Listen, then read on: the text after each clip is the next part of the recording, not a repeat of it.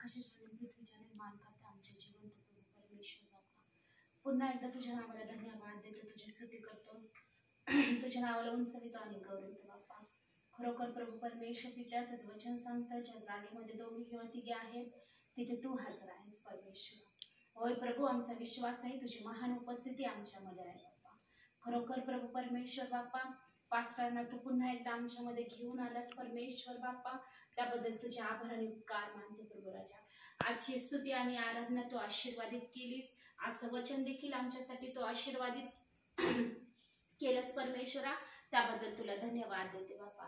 कारण प्रभू तू म्हटलायस बाप्पा, मागा म्हणजे तुम्हाला मिळाले जाईल, आणि जे तुम्हाला मिळाले ते अगोदरच तुम्ही त्याचे धन्यवाद करा. होय प्रभू, आम्ही तुला धन्यवाद देतो, तुझी स्तुती करतो आणि तुला गौरव देतो बाप्पा. आम्हा सर्वांना तू एकत्रित आणलंस बाप्पा, ही तुझी योजना आहे, आणि खरोखर बाप्पा तुझ्या इच्छे शिवाय कुठलीच गोष्ट घडत नाही माझ्या देव बाप्पा. प्रभू, आम्ही स्वतःला नम्र करतो माझ्या देव बाप्पा, आणि तुझ्याच नावाला उंचवितो आणि गौरवतो. होय प्रभू, हे नवीन येणारं वर्ष प्रभू आमच्यासाठी तू आशीर्वादित केलंस माझ्या देव बाप्पा. खरोखर बाप्पा, पुन्हा एकदा सुंदरसं घर तू आम्हाला दिलं, त्याबद्दल तुझे आभार आणि उपकार मानतो प्रभू राजा. खरोखर परमेश्वरा, या नवीन वर्षामध्ये प्रभू परमेश्वर पित्या, आमचं दुःख तू आनंदामध्ये बदललं, आमची परिस्थिती तू बदलून टाकलीस परमेश्वर बाप्पा, त्याबद्दल तुझे आभार आणि उपकार मानते बाप्पा. तू मागणी आणि कल्पनेपेक्षाही अधिक देणारा परमेश्वर आहेस बाप्पा.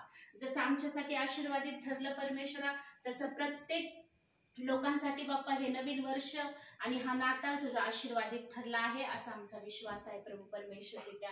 पुन्हा एकदा बाप्पा, सर्व प्रार्थना, सर्व स्तुती आराधना, येणारं वचन तुझ्या हातामध्ये समर्पित करते बाप्पा. खरोखर बाप्पा, पास्टरांचे शब्द असू दे, पास्टरांचे मुख असू दे, पण तुझे शब्द असू दे, पवित्र आत्म्या, येणारं वचन आमच्यासाठी आशीर्वादित आहे परमेश्वरा, त्याबद्दल तुला धन्यवाद देते. सगळा गौरव तुला देऊन ही छोटीशी प्रार्थना प्रभू येशूच्या नावात मागते म्हणून पित्या, तुम्ही ऐका. आमेन.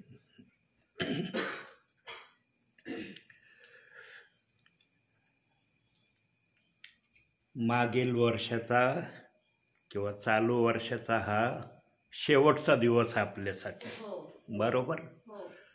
आता आपण जस्ट काही तासानंतर नवीन वर्षाकडे जाणार आहोत.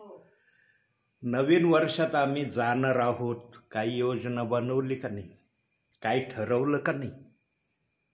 देवबाप्त नवीन वर्ष त्याच्या प्रिय लेकरांना देणारच आहे, पण आम्ही काही ठरवलं का नवीन वर्षासाठी, का अजून विचाराकडं लक्ष केंद्रित झालेलं नाही.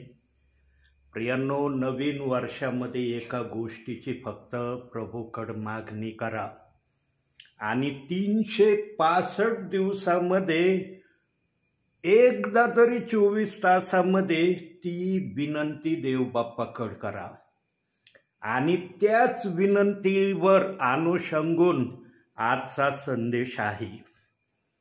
आता तुम्ही जेव्हा ऐकाल तेव्हा तुम्हाला ॲटोमॅटिक कळन, विचारातून कळन, वचनातून कळन की जी विनंती करण्याची देवबाप तुमच्याकडे मागणी करतो.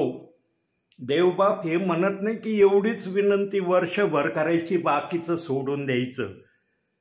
प्रियांनो, आम्ही विश्वास ठेवलाय कशासाठी, काय कारण आहे विश्वास ठेवायचं? स्वर्गात जायचं आहे ना, हाय का इथं राहण्याची इच्छा? इथं फक्त एक प्रवासी उपरी या नात्याने आम्ही प्रभूमध्ये चाललो, पण आमचं खरं वास्तव्य, खरं नागरिकत्व स्वर्गामध्ये आहे ना. फिलिप्पी 3:20 वचनात सांगितलंय ना की आपलं नागरिकत्व स्वर्गीय आहे. प्रियांनो, जर आमचं स्वर्गीय नागरिकत्व आहे तर त्या नागरिकत्वाची आम्ही आठवण करणं पण गरजेचं आहे की नाही? का नुसतं मी स्वर्गात जाणार आहे, पण त्याची आठवण तर आम्ही करतो की नाही? म्हणून येणाऱ्या वर्षामध्ये 365 दिवस, आता कॅलेंडर येईलच तुम्हाला नवीन वर्षाचे, प्रत्येक दिवशी कॅलेंडरला बरोबरची खून म्हणा किंवा स्टारची खून म्हणा, प्रत्येकाने करायची, आणि ती खून तुमच्या त्या प्रार्थनेची साक्षीदार असणार आहे. हे बघा, तुमच्या घरामध्ये प्रेयरला ब्रदर येतील, सिस्टर येतील, सेवक येतील, जर एखाद्याचं लक्ष आत्म्याच्या प्रेरणेने कॅलेंडरकडे गेलं आणि देव बाप्पांनी जर त्यांना प्रेरणा दिली, अरे कॅलेंडर तर आहे यांच्याकडं, पण यांनी कॅलेंडरवर एक विशिष्ट खुणा यांच्या सगळ्या तारखेच्या पुढे आहेत. कसल्या खुणा आहेत त्या? काय अरेंजमेंटसाठी ते खून केली किंवा काय कारण काय आहे त्या खूनचं? हे बघा, एखादा तरी विश्वासणारा, एखादा सेवक तरी तुमच्या त्या कृतीबद्दल तुम्हाला विचारल्याशिवाय राहणार नाही. आता काय विनंती देव बाप्पाला करायची ते ऐका. नवीन वर्षामध्ये देव बाप्पाचे आभार मानल्यानंतर देव बाप्पाला म्हणायचं, देव बाप्पा आम्हाला घेऊन जाण्यासाठी लवकर ये.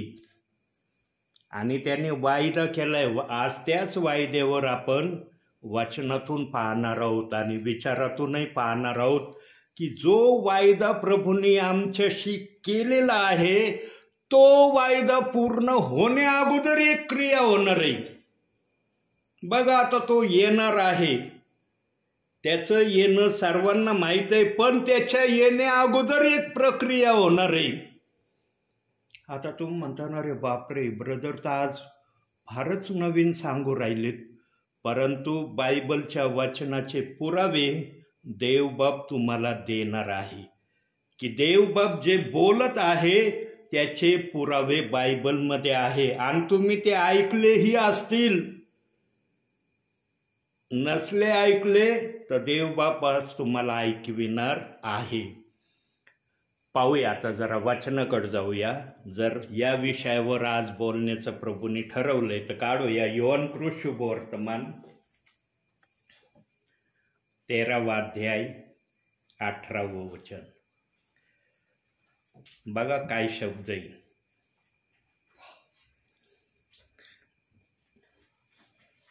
योहान 13वा अध्याय 18वं वचन.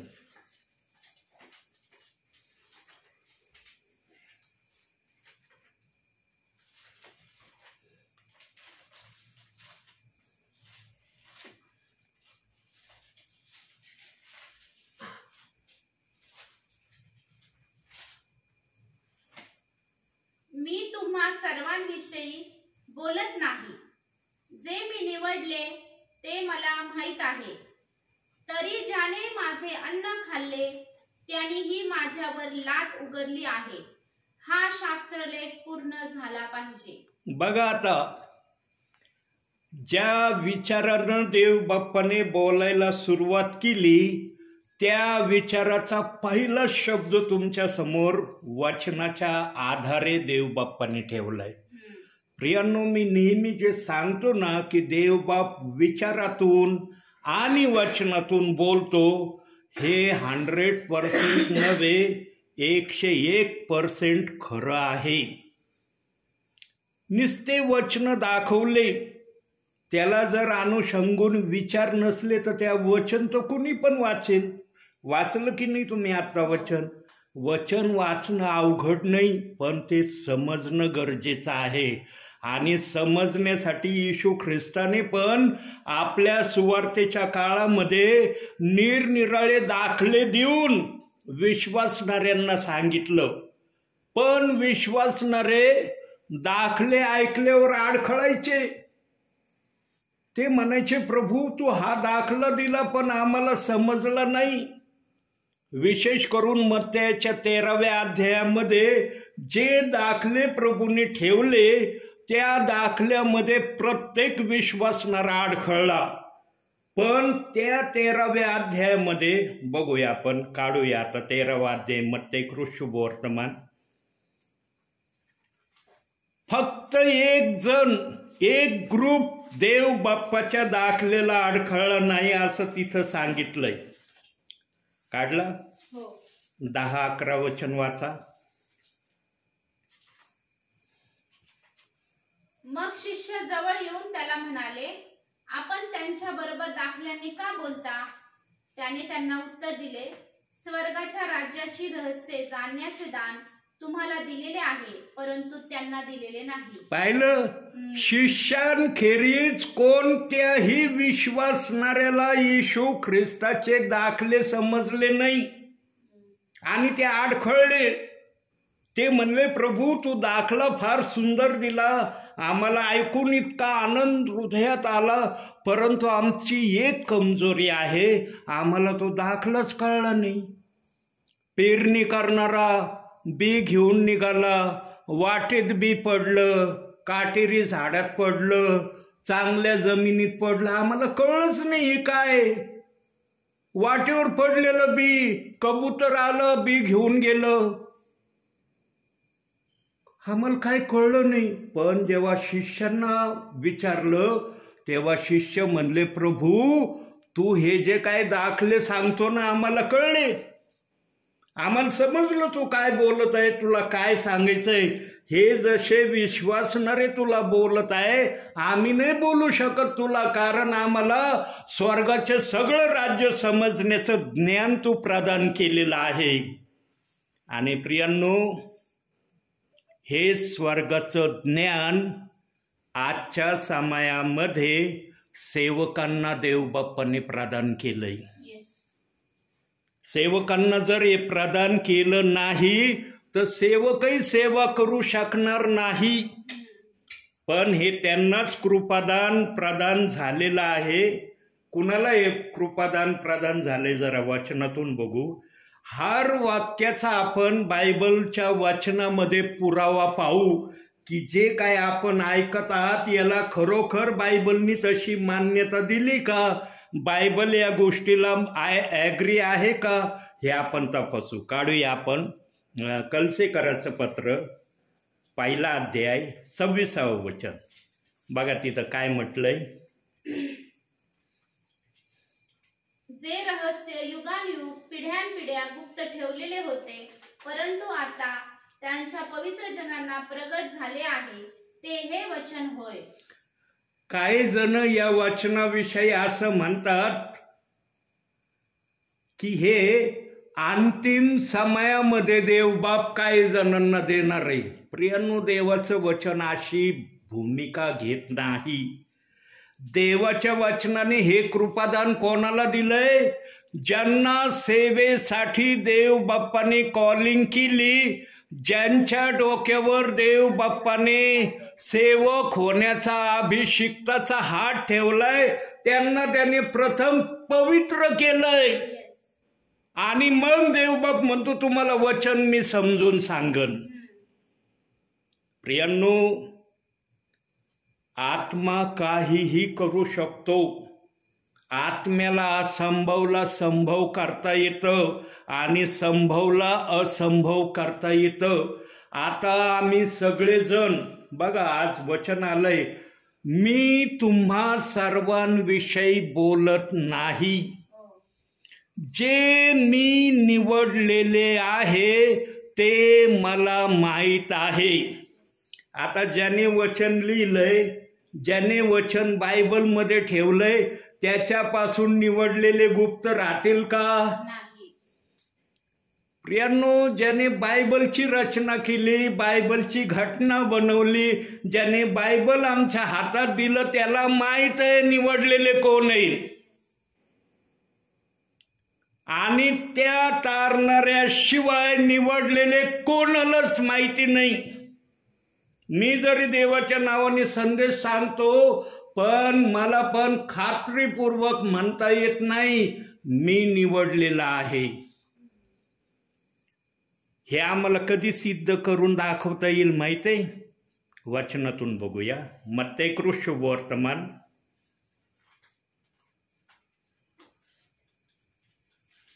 24 अध्याय 13 वचन.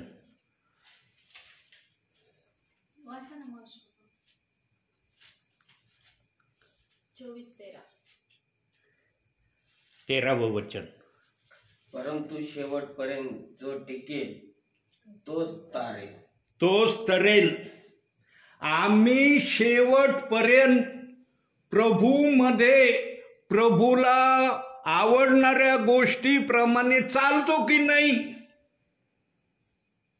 प्रियांनो, आज सर्वांना वाटतं तारण म्हणजे काय खूप सोपी गोष्ट झाली. तारण इतकी सोपी गोष्ट नाहीये जितकी सोपी गोष्ट तुम्ही समजता. काही जण तर म्हणतात विश्वास ठेवला चाललो स्वर्गामध्ये.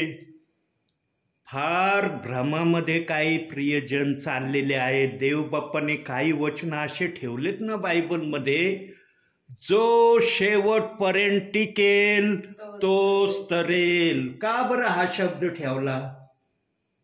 जर विश्वास ठेवला स्वर्गात चाललाय, तारण मिळालं चाललंय स्वर्गात, मग हा शब्द ठेवण्याची गरज का पडली प्रभूला? म्हणून प्रियांनो, प्रभू जे पण बोलतो ना की देव बाप्पाने ज्यांना अभिषिक्त केलंय सेवेसाठी, त्यांना आजही देवबाप पवित्र आत्म्याच्या साह्याने सहाय्य करतो. हे विधान पूर्ण होत आहे आणि त्या विधानाला आपण पाहिलंय बायबलमधून कलसे 1:26 वचनातून. प्रियांनो, देवाच्या राज्यात येणं अवघड नाही, परंतु देवाच्या राज्यामध्ये देवाप्रमाणे चालणं अवघड आहे. आणि देवबाप ते प्रूफ करून दाखवतो. आज सांगा किती प्रियजन बायबलला दोष देत नाही. इथून न्यायाची सुरुवात होणार आहे प्रत्येकाची. आज फार मजेत चाललंय सर्वांचं.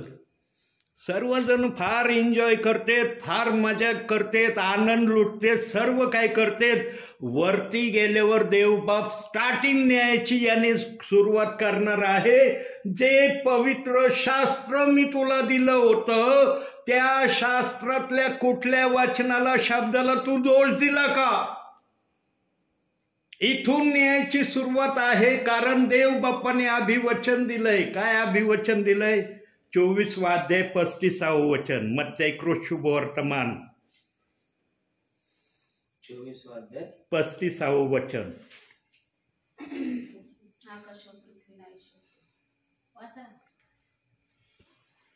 आकाश व पृथ्वी ही नाही तशी होतील, परंतु माझी वचने नाही तशी होणार नाही.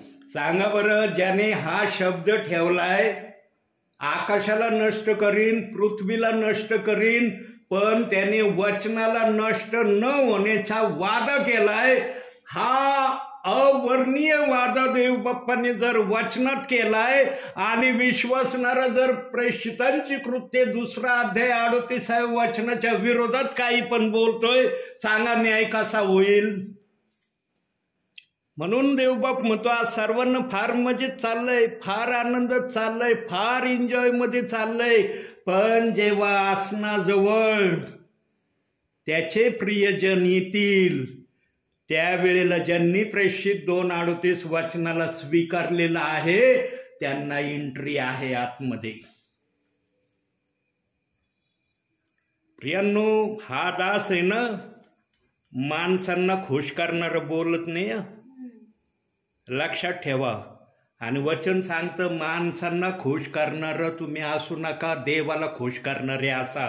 आणि त्याचे वचन प्रभूने बायबलमध्ये ठेवलेत, प्रमाण दाखवलेत वेगवेगळ्या माध्यमातून. आता आपण सर्व वचन काढणार नाही. काही वचन तुम्ही जेव्हा हा संदेश तुमच्याकडे येईल त्यावेळेला ते वचन काढून तुम्ही वाचा ऐकत असताना. स्तोत्रसहिता 108, 118, 8 आणि 9 वचनात सांगितलंय मनुष्यावर भरोसा ठेवण्यापेक्षा, बरोबर, देवबाप्पाने काही गोष्टीचा काही प्रमाण आपल्या वचनातून प्रगट केलंय. म्हणजे गौरव फक्त आम्ही कुणाचं करणं गरजेचं आहे? देवाच्या गौरवासाठी देवाने आम्हाला आपल्या राज्यात घेतलंय. पण देवबाप्पाने दुसरी पण एक गोष्ट सांगितली की जिथं तुम्हाला जगामध्ये जगण्यासाठी योग्य त्या गोष्टी करणं आवश्यक आहे, त्या पण तुम्ही करा, पण तेवढ्याच करा जेवढ्या देवबाप्पांनी सांगितल्यात. देवाच्या गौरवापेक्षा जगातल्या गोष्टी तुम्ही करू नका, असं वचन सांगतं. प्रियांनो, आजचे विश्वासणारे देवबाप्पाला वेळेचा दशमांश देत नाही. वेळेचा दाशमोल देणं फार गरजेचं आहे प्रियांनो. किमान अंतिम समयात तरी आम्ही वेळेचा दाशमोल दिला पाहिजे. प्रियांनो, वचनामध्ये याचे प्रमाण वेगवेगळ्या प्रकारे सांगितलंय. ज्यांनी थोडक्या समयात हे सुरू केलं त्याचं कमी नाही भरणार, आणि ज्याने सुरुवातीपासून केलंय त्याचा अधिकही भरणार नाही असं सांगितलंय ना. ज्याने थोडे जमा केले त्याचे कमी झाले नाही, ज्याने जास्त जमा केले त्याचे जास्त झाले नाही असं करंथीकराच्या पत्रात सांगितलंय. निरनिराळ्या वाचनाला अनुषंगून देव बाप्पांनी वाचनाचे पुरावे ठेवलेले आहेत.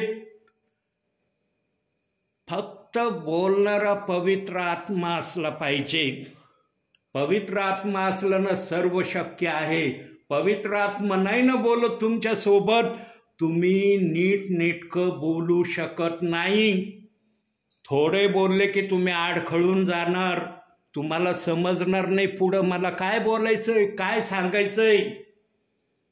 प्रियांनो, नुसते बायबलचे वचन दाखवणे हा संदेश नसतो.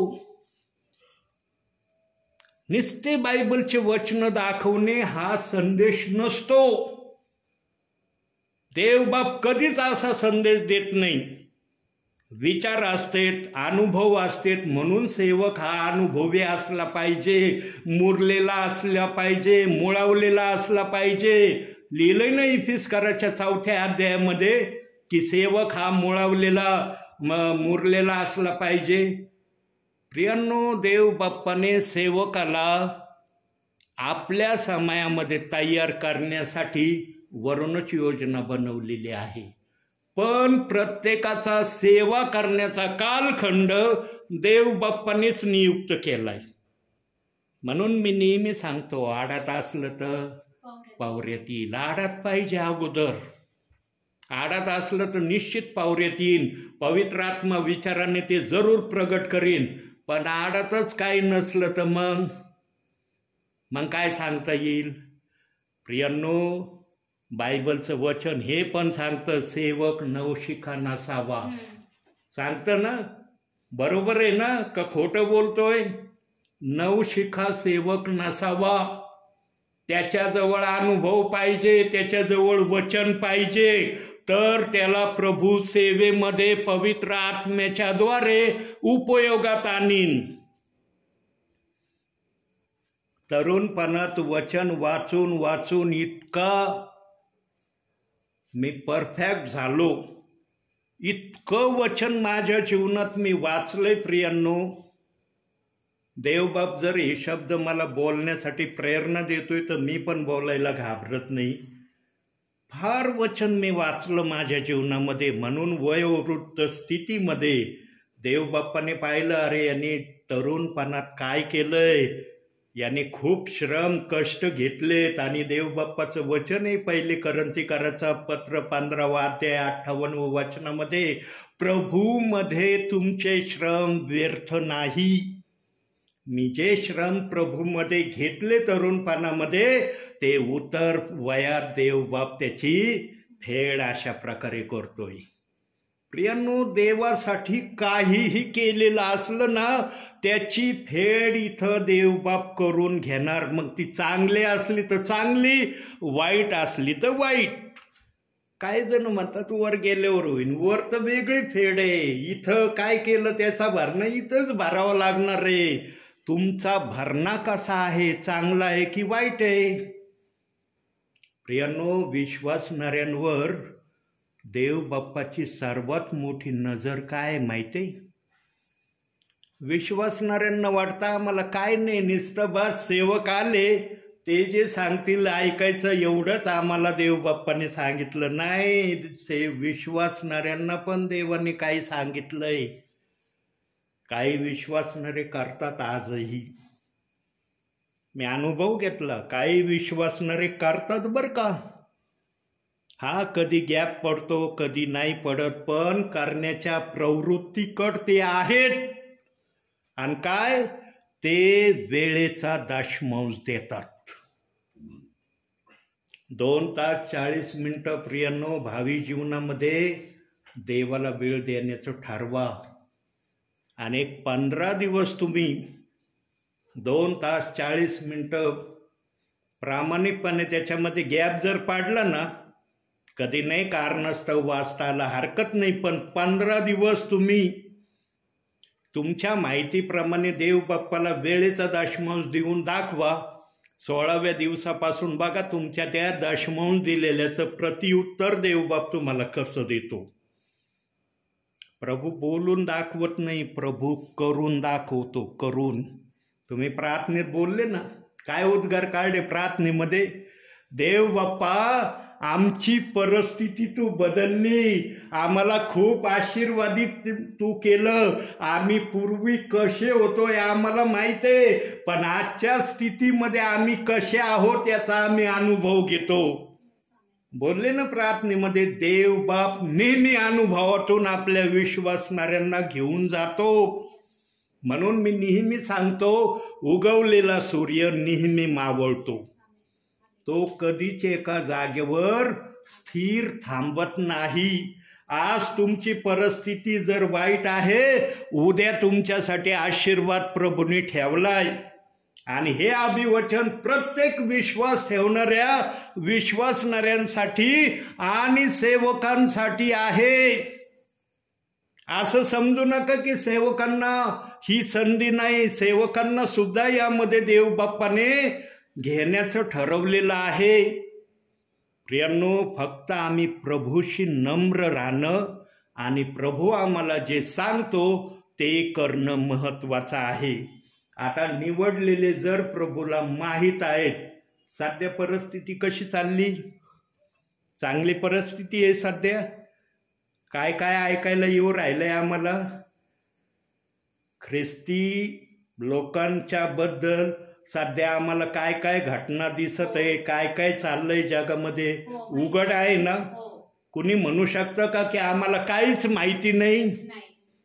प्रियांनो, निवडलेल्यांसाठी देव बाप्पाने या बायबलमध्ये एक तरतूद करून ठेवलेली आहे. आणि जेव्हा अशा घटना व्हायला सुरुवात होतील तेव्हा ती प्रक्रिया सुरू होणार आहे. आता कोणती प्रक्रिया सुरू होणार आहे वचनातून बघू आपण.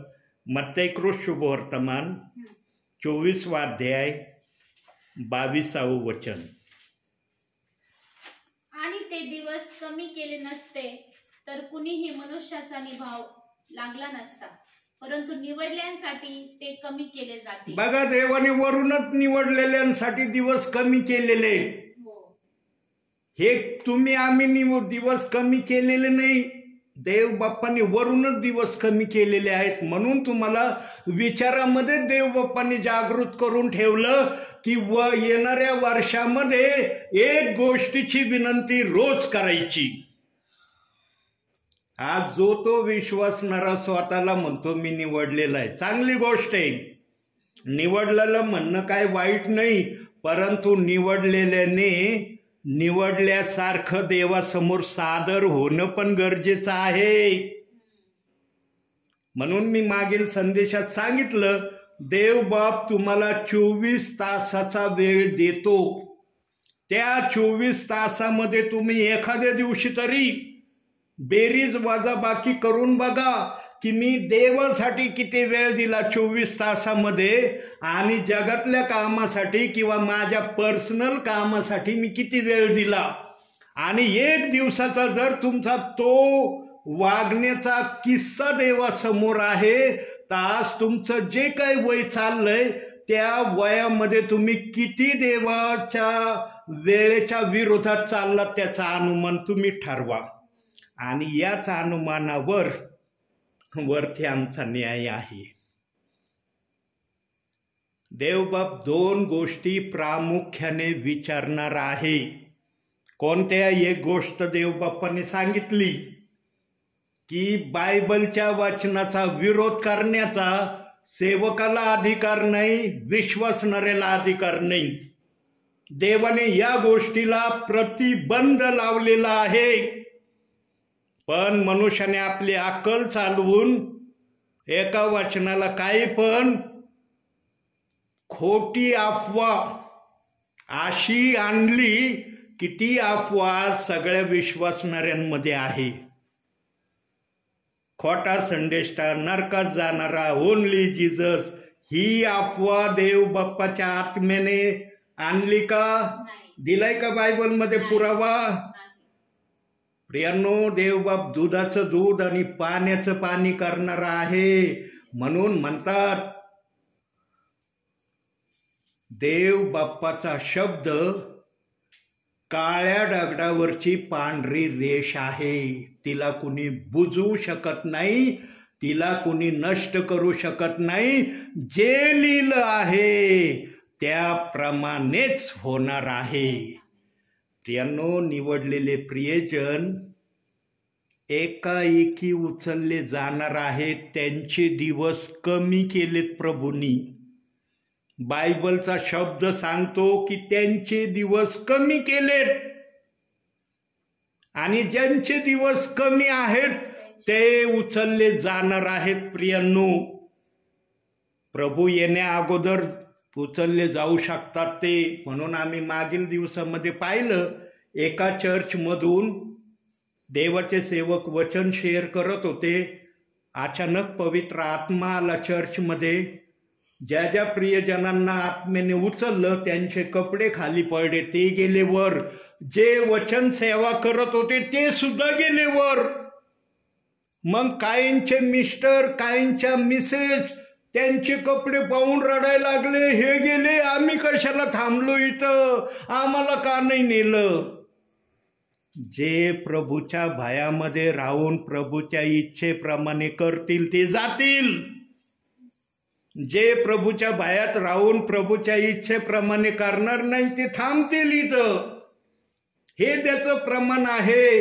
आम्हाला जे काय व्हॉट्सअपला क्लिप येतात ना प्रियांनो, त्याच्या मागं देखील पवित्र आत्मा आशय ठेवतो की ही क्लिप आली, ही उगाच बघायची म्हणून बघू नको, याच्यामध्ये काहीतरी आशय अर्थ ठेवलाय. मी जरी बोलून दाखवत नाही, पण तू चित्र पाहतो ना, त्याने तुला मी समजावून सांगन पवित्र आत्म्याच्या प्रेरणेने की या क्लिपचा अर्थ काय.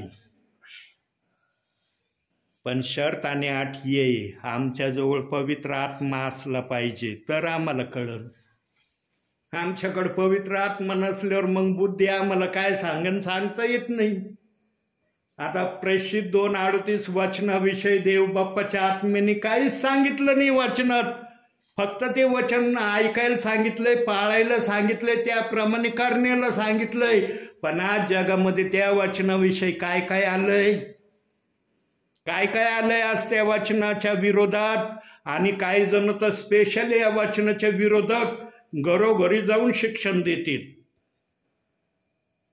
ब्रदर, सगळं बायबल पाळा बर का. प्रेषित 2:38 वचनाला कधी वाचू नका, त्या रेफरन्सकडे बघू नका. त्या रेफरन्सचं नावच काढलं नाही तर माझ्या माहितीप्रमाणे अति चांगलं. आणि अशा आहेत काही जण मला तोंडावर बोलले, म्हणे ब्रदर हा रेफरन्सच काढू नका आमच्या समोर, आम्हाला हा रेफरन्सच ऐकायची इच्छा होत नाही. मग ते रेफरन्स आम्ही कधी वाचणार किंवा ऐकणार? अरे देव बाप्पाने बायबलमध्ये ते ठेवायला हरकत घेतली नाही. तुम्हाला ते वचन मानायला हरकत का घेता तुम्ही? देवाच्या आत्म्याने मान्यता दिली का या वचनाला दोष लाव? जर देवाच्या आत्म्याने ही मान्यता दिली असती तर मी पण दोष लावला असता आणि लाभित होतो. मी वारंवार माझ्या संदेशात सांगितलंय, पृथ्वीवरच्या कोणत्याही विश्वासणाऱ्याने, कोणत्याही सेवकाने या वचनाचा इतका विरोध केला नसेल, इतका विरोध मी माझ्या भावी जीवनामध्ये केला. म्हणून देवाने मला याच वचनाची सेवा करायला पाठवलंय. फार विरोध सांगत होता ना विश्वासणाऱ्यांना या वचनाचा, जा तेच वचन सांगायला. आणि जेव्हा त्या परिवारांकडे गेलो, काही परिवार मला म्हणले, ब्रदर काय म्हणत होते तुम्ही या वचनाविषयी? मरण आलं तरी प्रेषित 2:38 वचन स्वीकारू नका, आणि आज हेच वचन सांगायला आलं तर आता काय करायचं आम्ही? तुमचं ते वाक्य खरं आहे का सध्या आलेलं गोष्टीचं खरं मानायचं? आम्ही दुविधात पडलो. आम्ही तुम्हाला विनंती करतो, आमच्या घरी आता प्रेषित 2:38 वचन सांगायला येऊ नका. आणि जिथं मला असं वाक्य ऐकायला मिळालं ना प्रियांनो, तिथं पण मी जास्त वेळ घालवला नाही. माझ्या देवाचा सन्मान नाही, मला काय इथं राहून उपयोग आहे. मी लगेच माझी बॅग हे घेतली. काही जण म्हणे प्रार्थना तर करून जा ब्रदर, कमीत कमी आलात तर. त्यांच्या माहितीप्रमाणे प्रार्थना करून गेलो. ते म्हणले म्हणून केली ना, तर मला प्रार्थना करण्याची सुद्धा इच्छा त्या ठिकाणी होत नव्हती. का? कारण माझ्या प्रभूचा विरोध आहे. माझ्या प्रभूचा जिथं विरोध होईल तिथं माझं काय काम आहे? मी कोणाच्या नावाने आलो? आज तुमच्या परिवारात आहे, तुम्ही माझं आगत स्वागत केलं की नाही? जसं पण केलं का नाही? का केलं? कारण देवाचे सेवक आले म्हणून केलं ना. जर मी म्हणलं असतं नाही मी देवाचा सेवक नाही, आलो तुमच्या परिवाराची भेट घ्यायला, केलं असतं का आगत स्वागत? पाणी वगैरे दिलं असतं, ब्रदर पाणी पिलेलं, चला निघा, बरोबर म्हणले असते का नसते? पण सेवक या नात्याने किती आदर सन्मान आहे. म्हणून प्रियांनो, देव बाप्पाने ही बायबलमध्येच मान्यता दिलेली 12 शिष्यांना, ज्या घरात जातान तिथं तुम्ही राहा. आज जसे आम्ही सेवकगण विश्वासणाऱ्यांच्या घरात जातो, शिष्यगण विश्वासणाऱ्यांच्या घरात जात नव्हते बरं का. शिष्यगण ज्यांना प्रभू माहिती नाही त्या घरात जायचे, त्या गावात जायचे आणि अख्ख्या गावांना ते वचन सांगायचे. आणि देवाच्या आत्म्याचा त्यांना आदेश असायचा, जोपर्यंत तिथाले विश्वासणारे किंवा ऐकणारे तुम्हाला या ठिकाणी राहा म्हणतील, तुम्ही गपचूप राहा, तुम्ही जायची घाई नका करू. नाही आता सांगितलं ना वचन, जाऊ दे, मला नाही थांबायचं इथं, असं करू नका. प्रियांनो, ज्यांना प्रभू माहिती नव्हता त्यांना शिष्यांनी प्रभूमध्ये आणलं. आम्ही आज सेवा करतो, आम्ही विश्वासणाऱ्यांमध्ये सेवा करतो. शिष्यांनी विश्वास नसणाऱ्यांमध्ये सेवा केली म्हणून त्यांना जगाची उलथापालट करणारं हे नाव दिलं. प्रियांनो, देवबाप ज्याला जे नाव देतो ना, त्यांचं कामगिरी पाहून, त्यांची सेवा पाहून नाव देतो. देवबाप पण असंच कोणाला काही नाव देत नाही. बघा आणखी एक वचनाकडे जाऊ, काढूया स्तोत्र संहिता 34:16 वचन. 34 अध्याय 16 वचन. वाईट करणाऱ्यांची आठवण सुद्धा पृथ्वीस राहू नये म्हणून परमेश्वर त्यांना विनमुख होतो. प्रियांनो, देव बाप्पाला देवाच्या नावामध्ये राहणाऱ्या विश्वासणाऱ्यांनी कधी वाईट स्वरूपाने चालू नये. वाईट गोष्टीकड विश्वासणाऱ्याने कधी आपलं ध्यान लावू नये. आमचं ध्यान वाईटकड जाऊ नये म्हणून तर हे पवित्र शास्त्र दिलंय. हे वाचा, याच्यात मी काय काय सांगितलंय, काय करायला तुम्हाला योग्य आहे, काय करणं अयोग्य आहे, सगळं याच्यात सांगितलंय.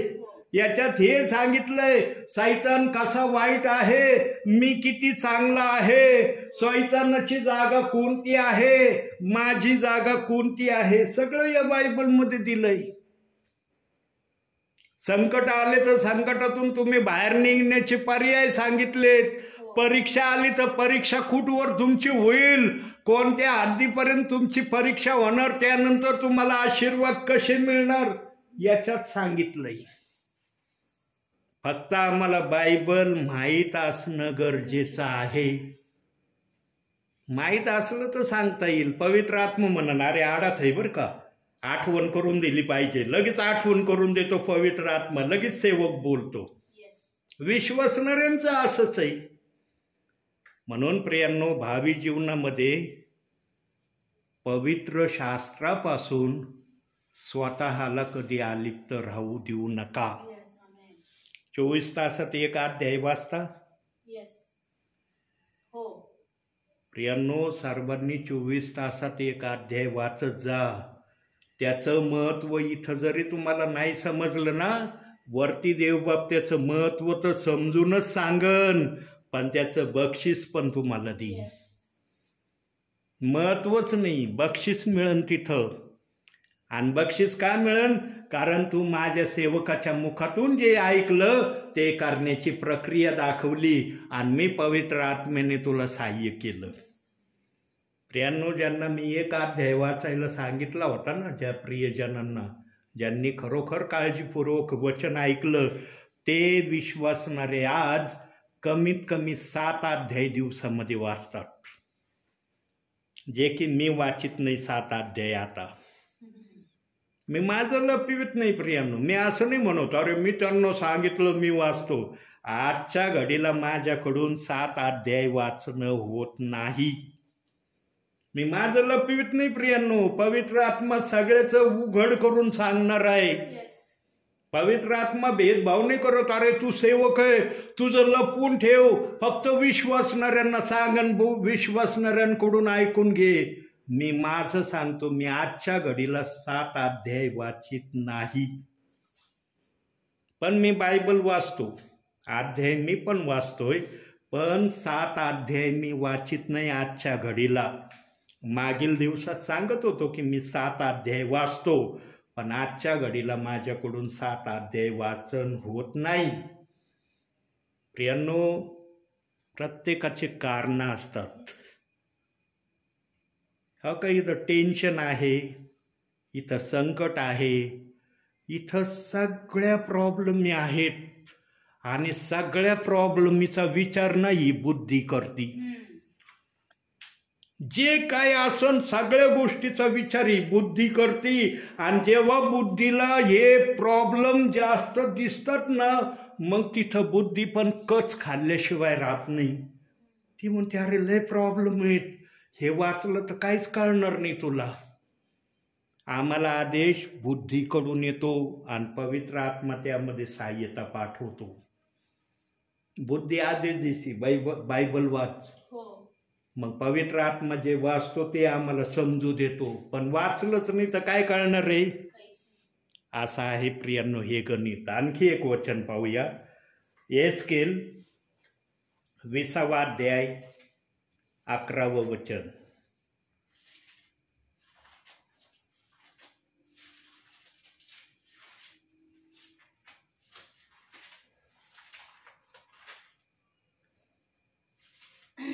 मी त्यांना आपले नियम लावून दिले, माझे निर्णय त्यांना दाखवून दिले.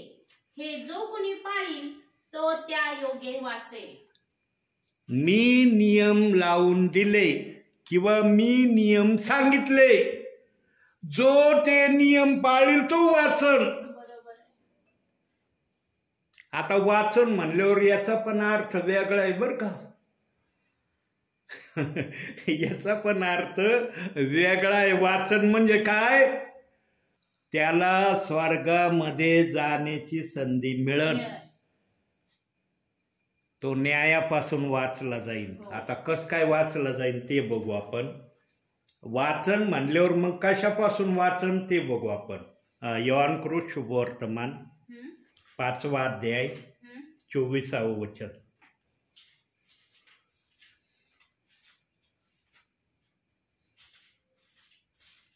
योहान 5वा अध्याय 24वं वचन.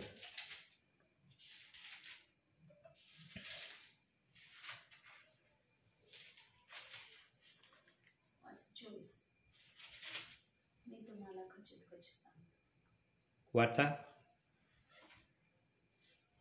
मी तुम्हास खचित खचित सांगतो, जो माझे वचने ऐकतो आणि ज्याने मला पाठविले त्याचवर विश्वास ठेवतो, त्याला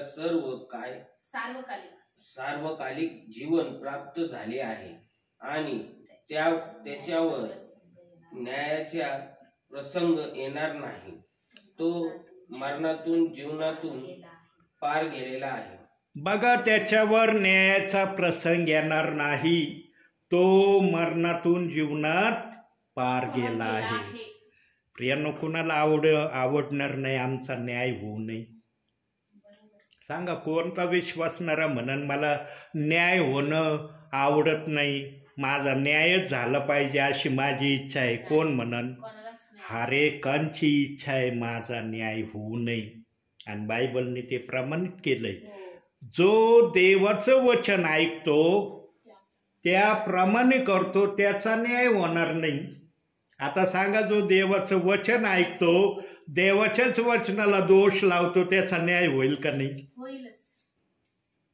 प्रियांनो, आज ज्याला त्याला वाटतं माझा न्याय नाही होणार, पण वचन स्पष्टरित्या समजावून सांगतंय. वचन कुणाचा न्याय होईल, कोणाचा न्याय होणार नाही, दुधाचं दूध पाण्याचं पाणी तिथं करतंय. म्हणून प्रियांनो, वचनाकडे लक्ष देणं गरजेचं आहे. नुसतं गरजेचं आहे असं नाही, तर त्याप्रमाणे करणं गरजेचं आहे. जो ऐकतो त्याप्रमाणे करतो त्याचा न्याय होणार नाही. बायबलच्या आत्म्याने स्पष्ट सांगितलंय. प्रियांनो, हर विश्वासणाऱ्याने अंतिम समयामध्ये जरी ठरवलं ना की मी आता देवाच्या वचनाप्रमाणे वागण्याची प्रक्रिया करीन, त्याच्यासाठी पण गुड न्यूज बायबलमध्ये ठेवली. काय ठेवली बघूया. मत्तेय शुभवर्तमान 19वा अध्याय 30वे वचन.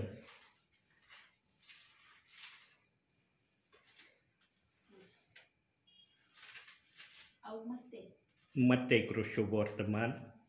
परंतु जे पहिले ते शेवटले आणि शेवटले ते पहिले असे पुष्कळ जणांचे होईल. असे पुष्कळ जणांचे होईल. जो कुणी अंतिम समयात देवाच्या वचनाप्रमाणे करण्याची प्रक्रिया करीन ना, तो पहिला होणार आहे. आणि जो पहिल्यापासून करतोय तो शेवटी जाणार आहे. बघा देवाचं बोलणं कसं आहे. म्हणून प्रियांनो, अंतिम समयापर्यंत देवाचे सेवक आपल्यापर्यंत येतात ना. होतं का माहिती मी येणार आहे? होतं. फोन नंबर नाही माझ्या मोबाईलला. माझ्या मोबाईलला फोन नंबर नाही आहे ना. का नाही केला फोन मी? फोन का नाही केला? कारण माझा प्रभू असाच येणार आहे. तो काय फोन करून येणार नाही. मी निघलोय स्वर्गातून, रेडी राहा, म्हणजे मला तुम्हाला घ्यायला काही प्रॉब्लेम होणार नाही. माझा देव जर सांगून येणार नाही आपल्या विश्वासणाऱ्यांसाठी, मग सेवक पण कशाला सांगून जाईन तिथं? सेवक पण प्रभूच्या आत्म्याने दाखवलं निघाला. कारण सेवकाला एकच माहिती असतं, अरे प्रभूचा आत्मा म्हणला जा त्या घरामध्ये, तिथं गेल्यावर काय करायचं तुला कळन. आणि मी शंका धरत नाही. देव बाप्पाच्या आत्म्याने दाखवलं ना, मी कधीच शंका धरत नाही. मी फक्त 2 गोष्टी समजतो. तिथं एक तर देव बाप्पाने मला केवळ प्रार्थनेच्या अनुषंगाने कदाचित पाठवलंय किंवा वचन सेवकच्या अनुषंगाने. आता देव बाप्पाने जे ठरवलं असेल ती प्रक्रिया करून मी त्या घरातून बाहेर निघणार. आणि झालंय असं माझ्या जीवनात. काही ठिकाणी मी फक्त प्रेयर केली आणि निघालो. आणि मग देव बाप्पाने मला प्रार्थनेत सुचवलं, बाळा तुला फक्त प्रार्थनेसाठी मी आणलं होतं. तुला जर घरीच सांगितलं असतं तिथं फक्त प्रार्थनेसाठी मी तुला पाठवतो, तू गेला नसता. मला असं कशाला प्रार्थनेसाठी जाऊ? ते काही प्रार्थना नाही करत का? माझी प्रार्थना करणं काय गरजेचं आहे का? असा सवाल तू मला केला असता म्हणून मी तुला दाखवलं नाही. त्या परिवारात मी तुला जा म्हणतोय, पण कशासाठी? प्रियांनो, देव बाप्पन सेवकाला ना आपल्या इच्छेने चालवतो. सेवकाच्या इच्छेने प्रभूला दास चालवित नाही. प्रभू सेवकाला आपल्या इच्छेने चालवतो. म्हणून सेवकाने समजून घ्यावं प्रभूची इच्छा काय प्रत्येक ठिकाणी. प्रियांनो, आपले निर्णय आणि आपले नियम त्याने आम्हाला जर कळवलेत ना, आम्ही फक्त ते पाळणं गरजेचं आहे. प्रियांनो, तुम्ही जर 2 गोष्टीमध्ये देव बाप्पाला प्रामाणिकता या अंतिम समयात जर दाखवली ना, आता जे वचन वाचलं ना मत्तेय 19:30, या वचनाप्रमाणे तुमचं नाव दाखल झालं वर. इथं जरी तुम्ही नाही लिहून ठेवलं ना, वरती लिहून ठेवलं जाईल तुमच्या नावे. देव म्हणशील माझ्या सेवकाने आत्म्याच्या प्रेरणेने सांगितलं ना तसं मी केलं वर. पण याचा अर्थ असा पण घेऊ नका, अरे एक दिवशी आम्ही केलं बस आमचं नाव झालं दाखल. एक दिवस नाही, प्रभू येईपर्यंत करावं लागल. कोणत्या 2 गोष्टी? पहिली गोष्ट, प्रभूला वेळेचा दशमांश द्यावा लागेल, सर्वात महत्वाची गोष्ट. आणि दुसरी गोष्ट, वचनाप्रमाणे आचरण करण्याची प्रक्रिया प्रभू येईपर्यंत प्रभूला दाखवावी लागेल. काढूया ते वचन आपण. याकोबाचं पत्र 1 अध्याय 22 वचन.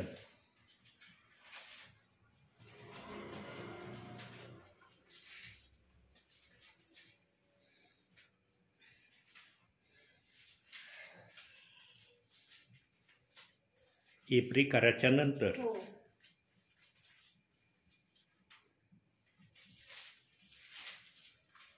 पहिला अध्याय 22 वचन.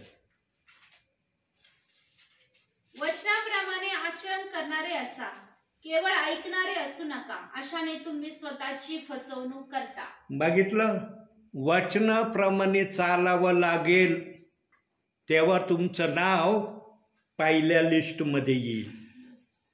तुम्ही शेवटले होते ना, देवबाप म्हणशील पहिले तुम्ही पूर्वी होते शेवटले, पण अंतिम समाप्त करण्याची प्रक्रिया दाखवली म्हणून तुम्ही पहिल्या लिस्टमध्ये आले. आणि मग जो पहिल्या लिस्टमध्ये येतो त्याला देवबाप पण या पृथ्वीवर एका गोष्टीने समाधानी करतो. कशाने समाधानी करतो? वचनातून बघू आपण. स्तोत्र संहिता 107:9. स्तोत्र संहिता 107:9.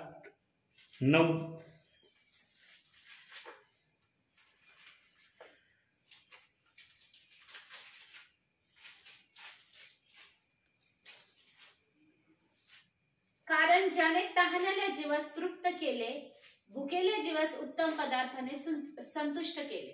परत वाचा वचन. कारण त्याने तहानलेल्या जीवास तृप्त केले, भुकेल्या जीवास उत्तम पदार्थाने संतुष्ट केले. तो तहानलेल्या जीवास तृप्त करतो. हे वचन सर्वच जण वाचतात. तो तहानलेल्या जीवाला तृप्त करतो. ठीक आहे, बायबलमध्ये शब्द दिलाय, पण देवबाप तहानलेल्या जीवाला कोणत्या तृप्त करतो? जो वचनाप्रमाणे चालतो त्याला. ना तर देवबापाला अन्न वस्त्र निवारा देणं तर माहित आहे, त्याला माहित आहे या 3 गोष्टी जर भूतलावरच्या विश्वासणाऱ्याला किंवा विश्वास न ठेवणाऱ्याला नाही मिळाल्या तर त्याचं काय होईल. पण याच्या पुढच्या ज्या गोष्टी असतात ना त्या आम्हाला वचनाप्रमाणे देवबाप देण्याचा अभिवचन या ठिकाणी देतोय. आणि बघा, आता तुमच्या घरातच मी आहे. कोठीवर असताना काय परिस्थिती होती, या ठिकाणी काय परिस्थिती. आता तहानलेल्या जीवात तृप्त करतो म्हणजे तहान लागली म्हणजे पाणीच भेटावं त्याचा अर्थ होत नाही वचनातून. तुमची जी गरज असन त्या गरजेतून मी तुम्हाला सोडविणारा देव आहे. आज प्रशस्त स्थळीत ना तुम्ही, कसं होतं घर तिथलं? आलो होतो तिथं, बरेच प्रार्थना झाल्यात त्या घरामध्ये माझ्या. किती छोटं घर होतं आणि सगळ्यात मोठी समस्या काय होती? पाणी आलं की सगळं स्टॉप व्हायचं आपलं. कधी मी प्रार्थना याने अगोदर पाणी यायचं, कधी प्रार्थना सुरू झाली संदेश स्टार्ट व्हायला लागला की पाणी यायचं. बरोबर आहे ना? आज आहे का अशी समस्या? झालंय ना वचन पूर्ण तुमच्यासाठी? म्हणता येईल ना की तहानलेल्या जीवास तो तृप्त करीतो. प्रियांनो, वेगवेगळ्या माध्यमातून देव बाप आपल्या विश्वासणाऱ्यांना तृप्त करतो. आता तुमच्यासाठी अशी तृप्त करण्याची पद्धत देवाने अवलंबली. जरुरी नाही की सर्वांसाठी अशीच पद्धत अवलंबीन. निरनिराळ्या विश्वासणाऱ्यांसाठी, सेवकांसाठी वेगवेगळ्या माध्यमातून तू त्यांना तृप्त करील. काही एकच माध्यमातून सगळे तृप्त होतील का? नाही. म्हणून देवाचं वचन मी नेहमी सांगतो ना तुम्हाला की देवाला जर गरज पडली तर एका वचनातून तो 1,00,000 वेळेस संदेश द्यायला समर्थ आहे. हो. प्रियांनो, देव बाप आपले शब्द लक्षात ठेवतो. सेवकाला जरी लक्षात राहिलं नाही पण पवित्र आत्म्याला लक्षात राहतं या दासाच्या मुखातून मी काय बोललोय.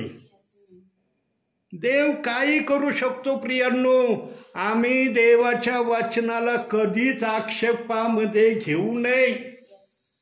काही जणांचं असं धारणा आहे, काही जणांची, अरे या वचनातून बोललं ना, आता या वचनातून बोलायला संधी नाही. अरे संधी दिला त्याच्यावर, आता कसं काय त्याच्यावर बोलता येईल. देवबाप एकदा बोलल्यावर त्याला बोलता नाही येणार का त्याच्यातून. येणार ना, 100%. प्रियांनो, देव आहे तो. बरोबर. त्याने तांबडा समुद्र भीतीसारखा उभा केला इस्रायली लोकांसाठी. म्हणला जा आता इथून. काय रडत बसलास मोशे माझ्याकड, हातात काय दिलंय तुझ्या, ते काय तुला टिकवी चालण्यासाठी दिलंय का. खडकावर आदळ, बघ समुद्र काय करतो. खडकावर काठी आदळली, समुद्र भीतीसारखा दुभांगला आणि त्यांच्यासाठी कोरडी जमीन झाली. इस्रायली लोक पार गेले. शत्रू मागून मध्यभागी आले. मोशेला सांगितलं खडकावर काठी आदळ. काठी आदळताच समुद्र पूर्ववत झाला आणि फारोची सैन्य आणि फारो पाण्यामध्ये संपले. त्या देवावर विश्वास ठेवणारे तुम्ही मुली, कन्या, मुलं आहात. प्रियांनो, तुम्ही साधारण आहात का. जगामध्ये वावरत असताना कधी कधी आम्ही ना स्वतःला कधी कधी फार साधारण समजतो. प्रियांनो, ही प्रक्रिया माझ्या जीवनात आली बरं का, आणि या प्रक्रियेचा मी वेळोवेळी अनुभव घेतो.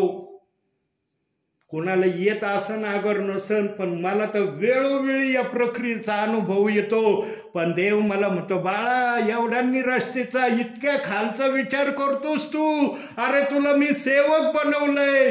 तू किती आनंदी, उत्साही, तुझ्यामध्ये किती जल्लोष असला पाहिजे. काय निरर्थक विचार घेऊन डोक्यात बसला आणि असं विचाराने चालण्याची प्रक्रिया दाखवतोस. म्हणून खाली घर शैतान का घर आहे असं म्हणतात ना. खाली दिमाग शैतान का. बरोबर. प्रियांनो, आम्ही नेहमी आमच्या जीवनामध्ये सकारात्मक विचार ठेवावे. नकारात्मक विचार आमच्या जीवनात नसले पाहिजे. ज्याच्या जीवनात नकारात्मक विचार नाही त्याला देवबाप आशीर्वाद देतो. मिळाले ना आशीर्वाद तुम्हाला. तुम्ही म्हणू शकता का नाही ब्रदर तुम्ही बोलता पण नाही त्याप्रमाणे नाही देवाने केलं आमच्यासाठी. प्रियांनो, देव प्रत्येकाचा अंतःकरण ओळखणारा आहे. विचाराचे धनवान असा. जो विचाराने धनवान आहे ना आणि वचनाने संतुष्ट आहे, त्याच्यासारखा या भूतलावर श्रीमंत व्यक्ती कोणीच नाहीये. म्हणून देवबाप म्हणला, जगात काय आणलंय, काय घेऊन जाणार आहे तुम्ही.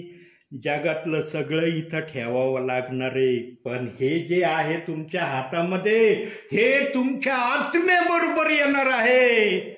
आणि ज्याच्या आत्म्यामध्ये हे प्रभूला दिसन तो न्यायासाठी उभा राहील का प्रभू समोर. प्रभूचा आत्मा म्हणून का, अरे वचन आहे तुझ्या समोर तरी मी तुझा न्याय करतो.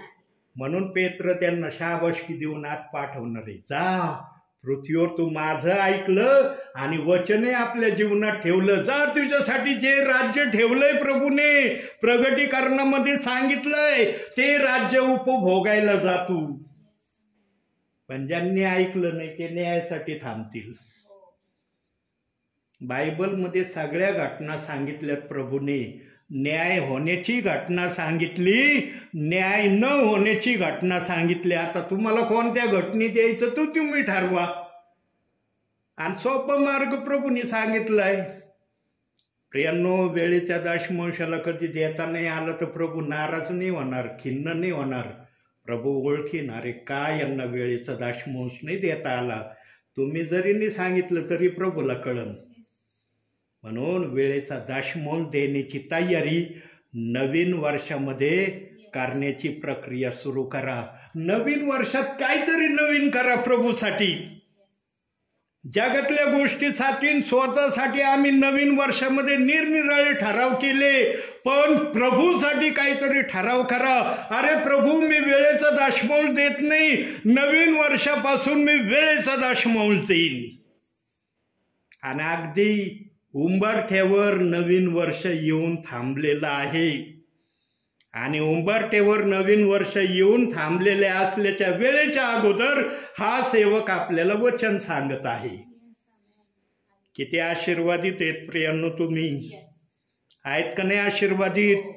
तुमच्या ध्यानी मनी नसन की आम्हाला आज वचन ऐकायला मिळणार आहे, पण देव बाप्पांनी ठरवलं. प्रियांनो, देव बाप जे पण ठरवतो ना ते काही कारणामुळं ठरवतो. आणि आता जे वचन आलंय आज, मी निवडलेले लोक मला माहीत आहे, हा जो शब्द आलाय ना आज वचनाचा आपला, देव बाप आपल्या सेवकाला त्याच परिवारामध्ये सेवेला पाठवीन जे निवडलेले आहे.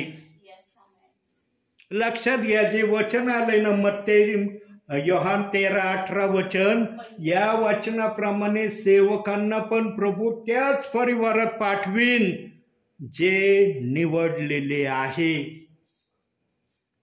आणि जे नसतील तसे मग ते नाही ब्रदर, हे वचन नाही चालत आम्हाला, हे वचन नाही ऐकत आम्ही, कशाला हे वचन घेऊन फिरता तुम्ही, कशाला त्या लोकांना पण तुम्ही नाशाकडे घेऊन चालले, बंद करा ही सेवा, चांगल्या मार्गावर चालले होते, कुणी तुम्हाला या वचनात आणलं. मला खूप जणांनी हे सांगितलं, काय सुंदर सेवा करत होते, काय ओनली जीससकडे आले तुम्ही, या परत इकडं, तुम्हाला परत आम्ही संस्थेमध्ये घेण्याची शिफारस करू. अजूनही मला कोल्हापूरवरून फोन येतात.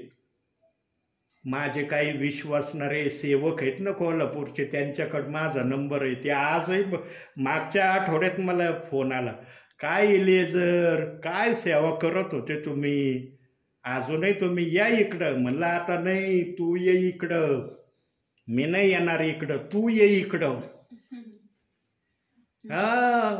म्हणलं देवाने मला इतकं परफेक्ट, म्हणे कश काय सेवा चालली. म्हणलं नगरला येऊन बघा कश काय सेवा चालली. इतके परिवार, इतके विश्वासणारे आहेत माझे, सगळ्यांना मी वचन सेवा करतोय. अरे बापरे.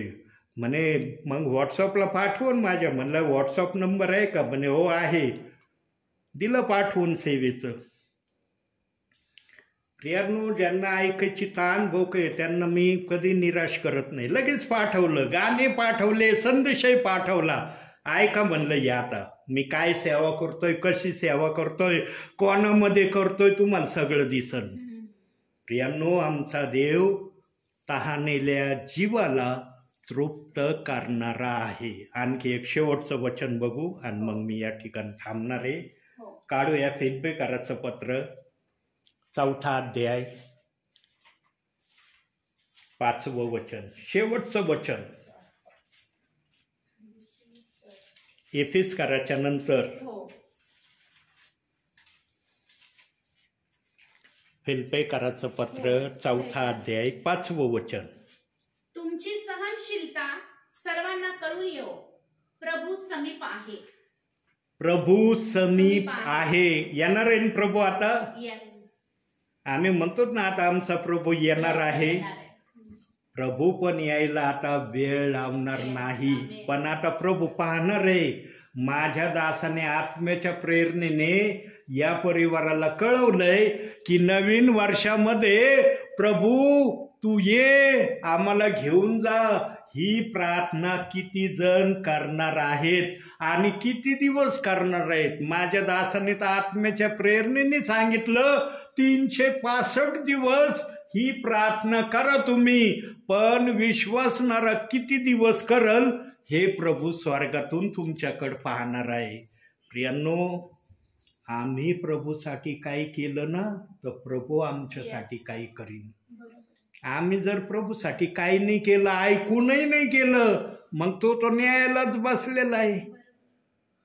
बसलाय का नाही न्यायसनावर? अरे नाही ऐकलं पृथ्वीवर माझ्या दासाने आत्मेने सांगितलं तरी नाही ऐकलं. थांबित लय घाई झाली तुला आतमध्ये जायची, लय मनमोहक दिसते आतलं, पण तिथं जाण्या अगोदर मला काहीतरी विचारायचंय तुला.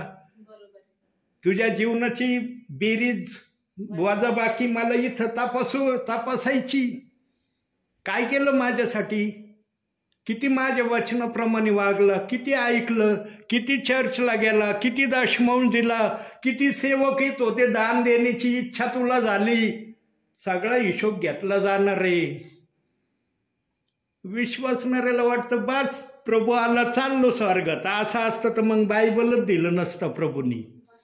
प्रभू म्हणला असता कशाला बायबल देऊ, विश्वास ठेवायला चाललं स्वर्गात. देवबाप वचनात म्हणला ना, विश्वास ठेवशील तर देवाचं गौरव पाहशील. याचा अर्थ असा नाही फक्त विश्वास ठेवायचं चाललो स्वर्गामध्ये. क्रिया करावा लागन त्या विश्वासाप्रमाणे. एवढी मार्था प्रभू जवळ होती, प्रभूच्या सहवासात होती, पण ती चुकली.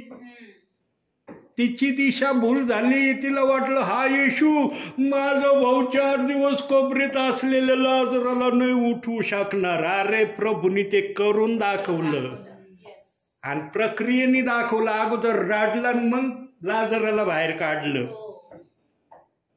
मार्था आणि मरियाच्या अविश्वासामुळं येशू ख्रिस्त रडला. योहान 11व्या अध्यायामध्ये येशू ख्रिस्ताचा रडण्याचा अर्थ ना मुख्यत्वे करून हा आहे. अविश्वासामुळं तो रडला, म्हणून त्याला 4 दिवसातल्या कबरीतल्या लाजराला बाहेर काढण्याची प्रक्रिया दाखवली. मी काय असा साधारण आहे का? मी कोणाला जिवंत करू शकतो? कब्रस्थानामधल्या अस्थिंना त्याने शरीर दिलं, मांस दिलं. येसकेलाला म्हणला ह्या अस्थी जिवंत होतील का? येसकेल म्हणलं प्रभू तुलाच माहिती या अस्थी जिवंत होतील किंवा नाही, मला नाही सांगता येणार. प्रभूनी करून दाखवलं. त्या सगळ्या अस्थी जिवंत केल्या, जीवधारी केल्या. येसकेलाच्या पायाखालची जमीन सरकली असन. अरे बापरे, प्रभूनी काय केलं हे? साधारण देवाचे विश्वास नाही तुम्ही, फार महान देवाचे विश्वासणारे आहात. महान काम करण्याची प्रक्रिया नवीन वर्षामध्ये नव्हे तर आजपासूनच करायची तयारी दाखवा. आणि नवीन वर्षात वादा करा देव बाप्पाला, आम्ही जे ऐकलं प्रभू ते करण्यासाठी आता उतरत आहोत. हे बघा, कुणी जरी तुम्हाला नाही पाहिलं ना, मी जरी नाही पाहिलं, प्रभू जरूर पाहिन. आणि प्रभू जे पाहिन ना ते नोट करून ठेवीन. जे जे वचन तुमच्या संदर्भात देवबाप्पाच्या आत्मेने दाखवले, जसे पण तशीच क्रिया तुमच्यासाठी होणार. जर असं नाही झालं तर मी देवाचा सेवक नाही. कोणता शब्द ऐकायची इच्छा आहे याच्या पुढं? मी माझ्या सेवेचे हे ठेवलं तुमच्या समोर. करून दाखवा प्रभूला. कोठीवर फक्त वचन सेवा ऐकत होते, आदर करत होते सेवकाचे. देवबाप्पाने किती आशीर्वाद दिला. हे देवाच्या आशीर्वादाने झालंय. हे जे काय झालंय ना देवाच्या आशीर्वादाने झालंय. देवाला वाटलं अरे माझे एवढे लेकरं माझं गौरव करतात, पण किती छोट्या जागेत करतात, यांना मी प्रशस्त जागा देईन. देवाने जर तुम्हाला प्रशस्त जागा दिली, इथं आहे का डिस्टर्ब करायला कुणी? आवाज करणार, अरे बाबा लय आवाज येतोय, मी डिस्टर्ब होतोय प्रार्थनेमध्ये, म्हणता येईल? इथं तुम्हाला किती मनमोहक समय आहे. वेळेचा दशमांश दिवसभरात जरी देता नाही आला, रात्रीच्या वेळेस देऊ शकता प्रियांनो. तुम्हाला देण्याची संधी आहे, फक्त करण्याची संधी प्रभूला दाखवा. आणि प्रभू हे करण्यासाठी आणि तुम्ही असं वागण्यासाठी आज कदाचित मला या ठिकाणी आणलंय. नाही तर मी आज ठरवलं होतं, मनात म्हणत होतो सकाळपासून, आज आणि उद्या देवबाप मला रेस्ट देईन.